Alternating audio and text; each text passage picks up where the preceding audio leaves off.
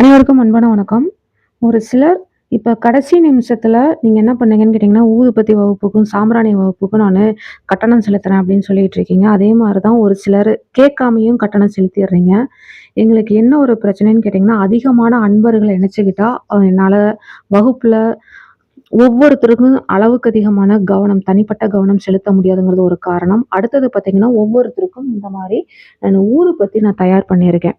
அ ஒரு அன்பு பரிசா, எந்த ஒரு இதுவும் எதிர்பார்க்காம, ஒரு அன்பு பரிசா குடுக்கும் பொழுது, இதனுடைய பேக்கிங் எப்படி இருக்கு? உள்ள இருக்கக்கூடிய ஊதுபத்தியோட அந்த தன்மை எப்படி இருக்கு? இதெல்லாம் உங்களுக்கு தெரிஞ்சுக்கிறதுக்கு ரொம்ப வசதியா இருக்கும். அது மட்டும் இல்லாம, பிடிஎஃப் எதுவும் நான் அனுப்பல. பிடிஎஃப்க்கு பதிலா புத்தகம் அவங்களுக்காக நானு தயார் செய்து அனுப்பணும். புத்தகமா அனுப்பிட்டா எப்பவுமே அவங்க வச்சு அவங்க பயன்படுத்துறதுக்கு ரொம்ப உதவியா இருக்கும் அப்படிங்கிற அந்த ஒரு நோக்கத்துல புத்தகம் அனுப்பணும்னு நான் முடிவு பண்ணியிருக்கேன். புத்தகம் தயார் செஞ்சுகிட்டு இருக்கேன். அப்போ ஒவ்வொருத்தரும் கடைசி நிமிஷத்துல இது பண்ணனா, பணம் செலுத்தும் பொழுது என்னால அந்த புத்தகம் தயார் செய்ய முடியாது. எனக்கு அதுல கொஞ்சம் சிரமமாயிருது. ஓகேங்களா? இந்த இடத்துல நமக்கு கட்டணமோ இல்ல வருமானம்ங்கிறது பெரிய அளவுக்கு முக்கியத்துவம் இல்ல.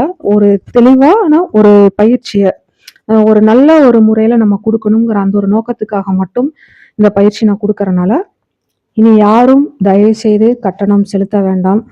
அப்படி செலுத்துற மாரி இருந்துச்சுன்னா, உறுதி செய்யாம செலுத்தாதீங்க. இதே வகுப்பு அடுத்து எப்ப இருக்கு அப்படின்னு நெறைய பேர் கேட்டிருக்கீங்க. இதே வகுப்பு எனக்கு தெரிஞ்சு ஒரு 7, 8 மாதங்களுக்கு பிறகு தான் என்னால தயார் செய்ய முடியும். நன்றி, வணக்கம்.